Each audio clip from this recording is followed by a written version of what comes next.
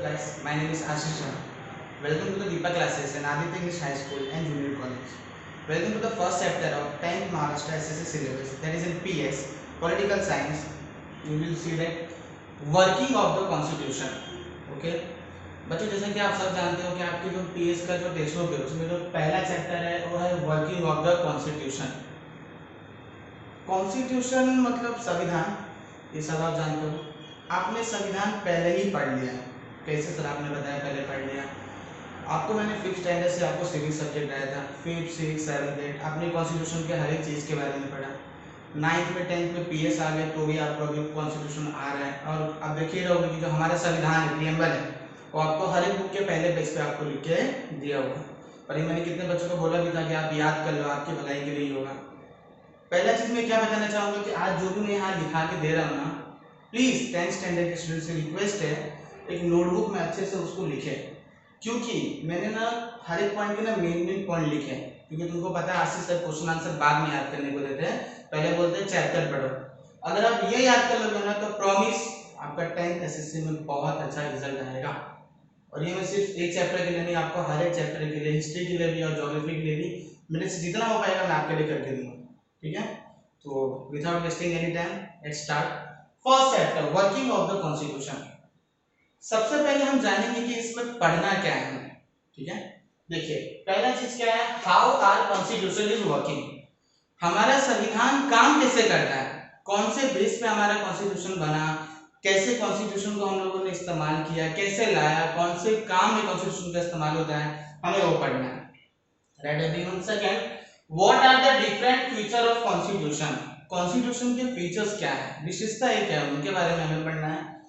What are the different laws made by the constitution. Constitution ने कौन कौन से नियम बनाए, कौन कौन से प्रोविजन बनाए, जैसे आप लोगों ने सुना रहेगा प्रोविजन फॉर माइनॉरिटीज हो गया, छोटे कास्ट वालों के लिए, ऐसे बहुत सारे प्रोविजन बनाए, उनके बारे में हमें पढ़ना है। Fourth is how we are having democracy in constitution. Democracy एक बहुत बड़ा वर्ड है, आप सब जानते हो, मैंने नीचे उसके बारे में बताया है। हम जब पॉइंट पे आएंगे तो उसके बाद पे हम विचार करेंगे। Fifth point is there what is the role of judiciary. हर एक कंट्री में जुडिशरी होता है, न्यायालय होता है, उनका मेन रोल क्या है, क्या करता है जुडिशरी, क्या काम है, सबको पता है। Judiciary only provide the justice, very good, आप सबको भी पता है, बहुत अच्छी बात है। बट और कुछ के बहुत सारे काम होते हैं, हमें वो पढ़ना है। अब जुडिशरी प्रोवाइड तो करता है, बट वो कौन सी बेस पे देता है न्याय, क्या रिच को अलग न्याय मिलता है या पुअर को अलग मिलता है, क्या किसी कास्ट के हिसाब से भी कोई न्याय होता है? नहीं, हमारा इंडिया डेमोक्रेटिक है, सबके लिए इक्वल राइट्स है, हमें उसके बारे में ही यहाँ पर पढ़ना है। तो पहले कोई भी चैप्टर स्टार्ट करने का पहले आपको पता होगा कि आशीष सर आपको इंट्रोडक्शन प्रोवाइड करते हैं ताकि आप लोग उस चैप्टर को अच्छे से समझो। तो सबसे पहले हम पढ़ेंगे introduction working of the constitution में। पहला point, Indian Constitution has declared its objective to establish a secular, democratic and republic.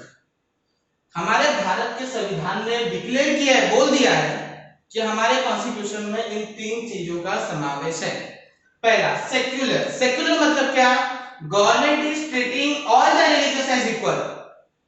हमारे देश में गवर्नमेंट क्या बोलती है कि वो चाहे किसी भी कास्ट का हो, किसी भी रीजन का हो, किसी भी धर्म का हो, किसी भी क्रीड का हो, उसको कैसे ट्रीट करेंगे, हम लोग इक्वली ट्रीट करेंगे, समानता के लेवल पे ट्रीट करेंगे। हमारे लिए कोई मेन नहीं है, मतलब ऐसा नहीं कि वो पुअर है रिच है तो सबके लिए अलग अलग कानून है, ऐसा कोई नहीं है, हम सबको इक्वली ट्रीट करेंगे।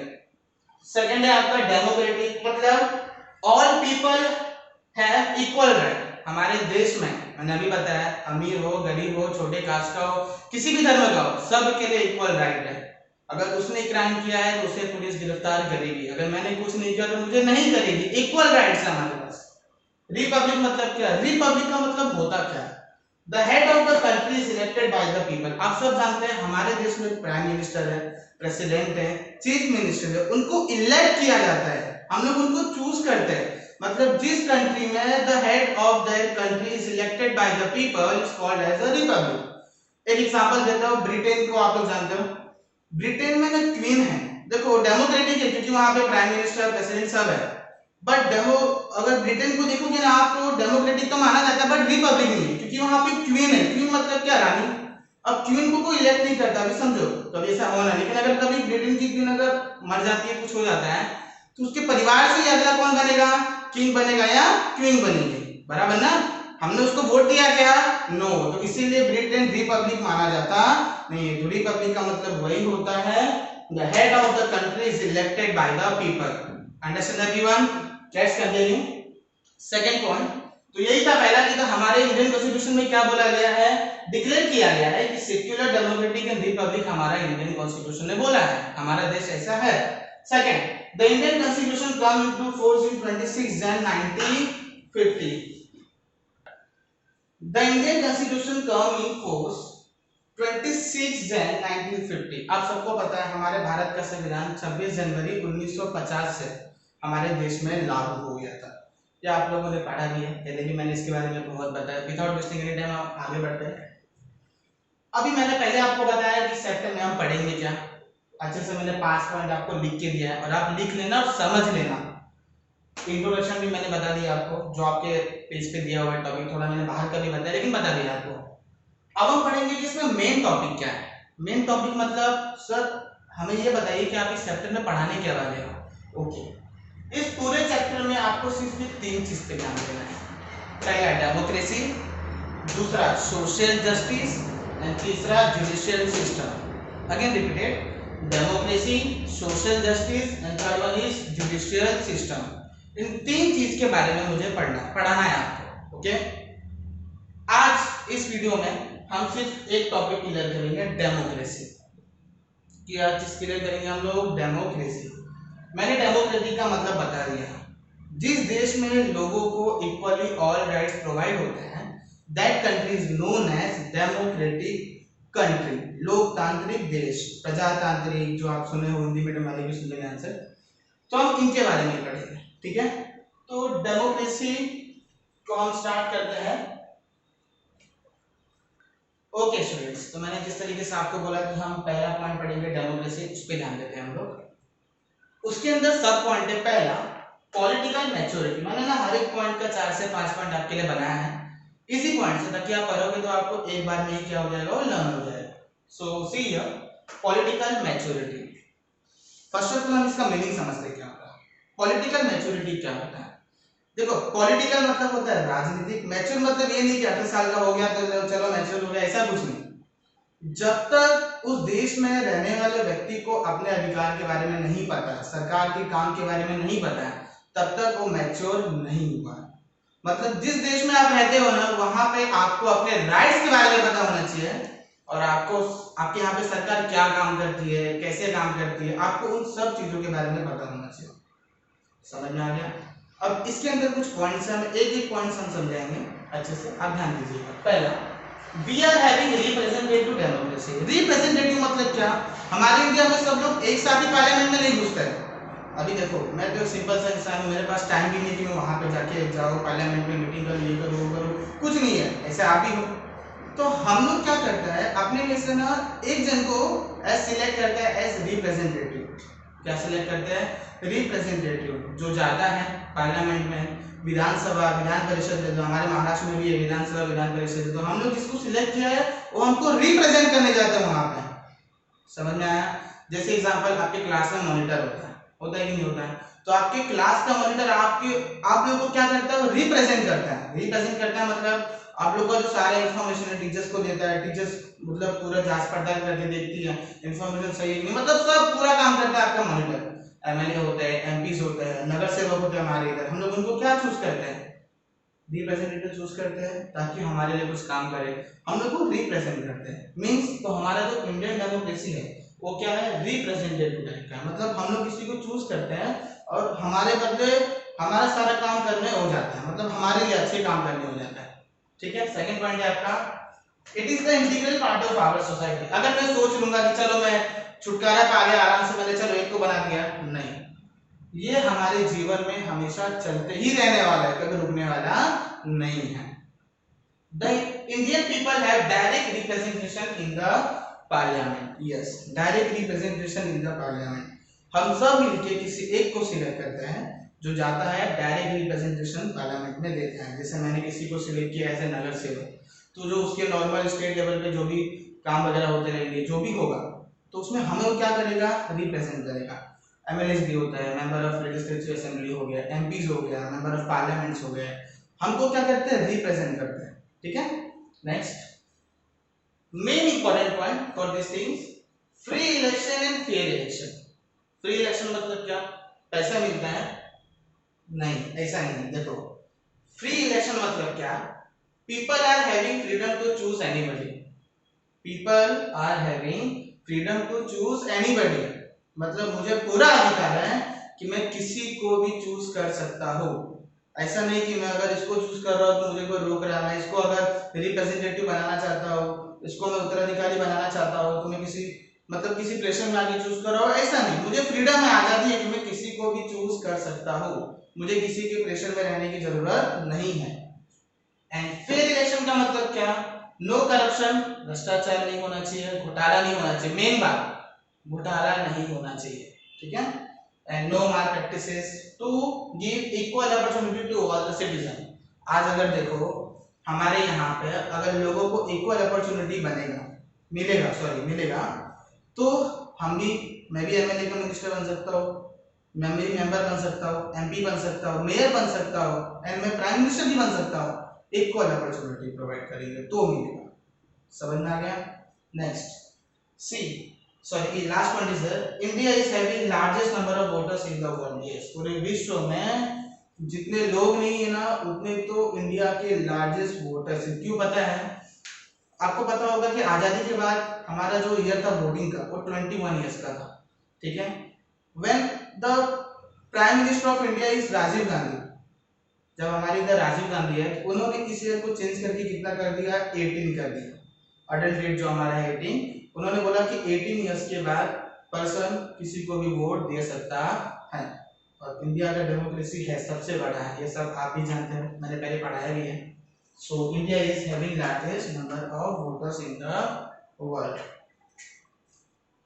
ओके, जैसा कि आप लोगों ने देखा कि हम लोगों ने पॉलिटिकल मैच्योरिटी देखा, डेमोक्रेसी का फर्स्ट पॉइंट। अब हम देखेंगे second point, that is right to vote. बच्चों, जैसे कि आप सब जानते हो, राइट टू वोट मतलब क्या, वोट देने का अधिकार। ठीक है, उसके बारे में अब हम यहाँ पे पढ़ने वाले हैं। पहले देखो, वोट देने का अधिकार किसको कहते हैं? पीपल्स अडल्ट सिटीजन, पीपल या फिर adult citizen is above 18 years of age is getting right to vote. हमारे इंडिया में जिनका उम्र 18 साल से ज्यादा है वो वोट दे सकते हैं। वो चाहे कोई अमीर हो, गरीब हो, किसी भी कास्ट का हो, किसी भी रिलीजन, किसी भी क्रीड का हो, कहीं का भी हो, अगर उसका ईयर 18 ईयर से ज्यादा है तो वोट दे सकता है या दे सकती है, कोई भी ना। Okay, second point, earlier it was 21 years but after Rajiv Gandhi became a prime minister of India has changed that 21 years to 18 years। जब हमको आजादी मिली थी, व्हेन इंडिया गेन इंडिपेंडेंस, तब हम लोगों को जो वोट देने का जो ईयर था ना 21 इयर्स का था। ओके, बट जैसे राजीव गांधी प्राइम मिनिस्टर बन गया, उसके बाद वोटिंग का जो एज 21 से कितना हो गया, 18 हो गया। Right everyone? Third point, the Indian constitution granted adult suffrage. अभी अडल्ट सफरेज एक नया वर्ड है आपके लिए, इसका मीनिंग मैंने आपके सामने लिखा है, डी पॉइंट करके देख लो। Adult suffrage means people, कोई भी नागरिक, citizen above age of 18 or some specific age, whatever they are becoming adult, they are getting right। मतलब जिस देश में कोई सिटीजन, बोलते हैं कि अभी तो अडल्ट हो गया, किसी के देश में क्या होता है 20 साल होता है अडल्ट का, किसी के यहाँ 21 साल होता है, इसलिए एक लाइन यहाँ पे लिखा है whatever they are becoming adult, मतलब उनके देश में जो ईयर है उस हिसाब से वो जब भी अडल्ट माने जाए उनको अधिकार है क्या देने का, वोट देने का। जैसे हमारे इंडिया में अडल्ट का एज कितना है, 18 है, तो 18 इयर्स के बाद आप वोट दे सकते हो। आई होप सो बच्चों आपको इसमें कुछ ज्यादा डाउट नहीं रहेगा, अगर तो भी रहता है तो आप मुझे संपर्क करें, और डाउट्स के लिए आप मुझे फोन भी कर सकते हो, इवन मैसेज भी कर सकते हो, मैं आपको ऑन द स्पॉट क्लियर कर दूंगा। अब ये नहीं फोन कर सकते हो मतलब कि करते जाओ सर को परेशान करो, फिर कब हो गया मैं डाउट बताऊंगा भी नहीं। सो प्लीज रिक्वेस्ट, मतलब सोशली पहले देख लो, अगर आपको कुछ डाउट है तो भी एकदम कंफर्म करके मुझे बोलो। ओके, राइट टू वोट आपका टॉपिक में यहाँ 4 पॉइंट के साथ खत्म करता हूँ। आई होप सो कुछ डाउट नहीं रहेगा। कंटिन्यू। डिसेंट्रलाइजेशन ऑफ डेमोक्रेसी, सत्ता का विकेंद्रीकरण। ठीक है, डिसेंट्रलाइज करना बहुत नया वर्ड है आपके लिए, आपने पहले नहीं सुना होगा, मैंने कभी देखा नहीं। तो 10वीं में ये वर्ड आया है, सेक्टर में देखते हैं। सबसे पहले डिसेंट्रलाइजेशन का मतलब क्या होता है? Decentralisation means we are distributing the power at last level. पहले क्या हुआ था, 1950 के बाद लोकल गवर्नमेंट्स नहीं थे, सेंट्रल गवर्नमेंट था और स्टेट गवर्नमेंट था, ठीक है। तो पावर सिर्फ इन दो जनों के पास ही था, तो इससे तो मिसयूज की ज्यादा चांसेस हो सकते हैं, क्योंकि इन दोनों के पास ही पावर है, तो चाहे जो चाहे वो कर सकते हैं, बराबर कि नहीं। 1992 के बाद, क्या मैंने बोला, 1992 के बाद, तो एक रन में भी छोड़ूंगा, आगे बताऊंगा 73rd वाले में ये 1992 का क्या प्लान था, उससे पहले पढ़ लो कि अब आप जानते हो हमारे इधर लोकल गवर्नमेंट भी है, पंचायत राज है, कॉर्पोरेटर्स है, म्युनिसिपल ऑफिसर्स है, तो ऐसे बहुत सारे लोकल गवर्नमेंट इंस्टीट्यूशन है, नगर सेवक है। तो अभी गवर्नमेंट ने उनको भी पावर दिया है, लोकल लेवल पे भी क्या है पावर। ठीक, मैंने बोला कि आपको यूनियन और सेंट्रल गवर्नमेंट है, तो पहले पावर इनके पास तक ही सीमित था, अब कैसा लोकल गवर्नमेंट है, जिसमें आपने मैंने बोला पंचायत राज, आपके सरपंच देख लीजिए, नगर सेवक, म्युनिसिपल कमिश्नर, जो भी है, अब ये पावर हर एक लेवल पे क्या होते गया है, डिस्ट्रीब्यूट होते गया है। इससे फायदा क्या होगा, it control the misuse of power. Misuse of power मतलब क्या, अब वो अपने पावर का गलत इस्तेमाल नहीं कर पाएंगे। And also create opportunity for political participation for the common people. हम जैसे लोग भी क्या कर सकेंगे, इसमें पार्टिसिपेट कर सकेंगे, मतलब हम भी चाहे तो मेयर बन सकते हैं, म्युनिसिपल कमिश्नर के ऑफिसर्स बन सकते हैं, नगर सेवक, कॉर्पोरेटर, सरपंच, कुछ भी बन सकते हैं, क्योंकि हमें अब यह मौका मिला है। नेक्स्ट, इसमें एक वर्ड था इम्पावर करके। इम्पावर का मतलब क्या, to give more power. Local government को जितना ज्यादा पावर दिया जाएगा ना, जेन्युइन डेमोक्रेसी डेवलप होगा, जेन्युइन डेमोक्रेसी, समझ में आया आपको। इम्पावर मतलब क्या, to give more power. Local government को जितना ज्यादा पावर दिया जाएगा तो उसमें जेन्युइन डेमोक्रेसी डेवलप होगा, ताकि लोग अपना काम सही तरीके से और अच्छे से कर सके।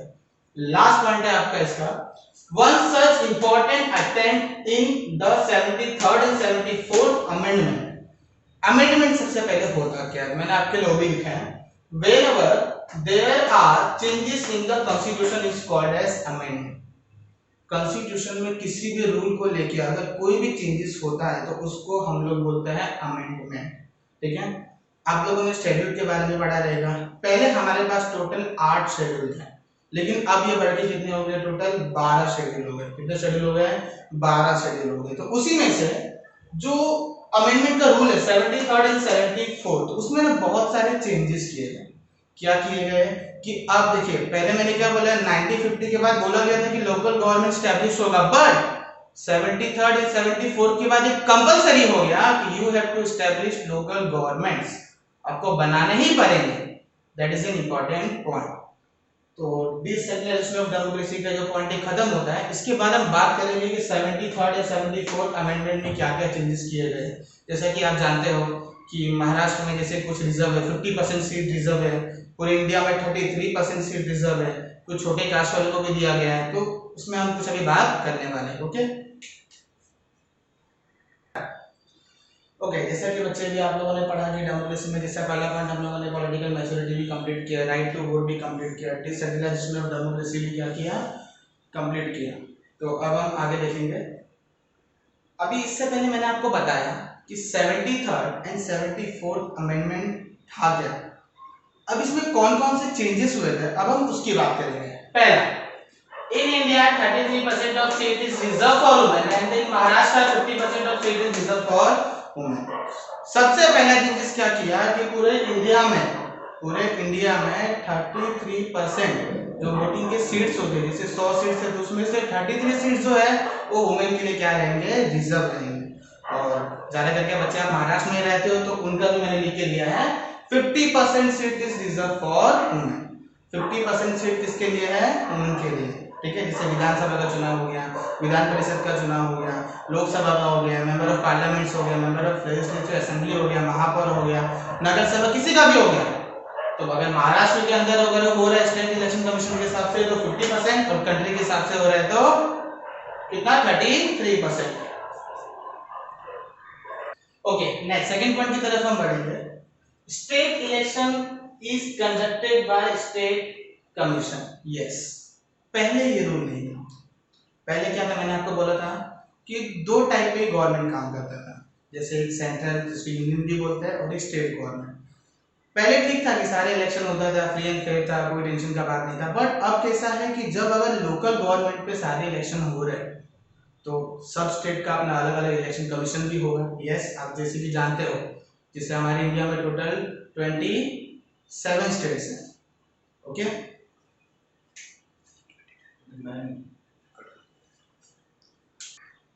तो जैसे 27 स्टेट्स है तो सबका अपना अपना क्या होता है, इलेक्शन कमीशन होता है। तो जो हमारे स्टेट के अंदर जो भी इलेक्शन होते हैं वो कौन कंडक्ट करता है, स्टेट कमीशन।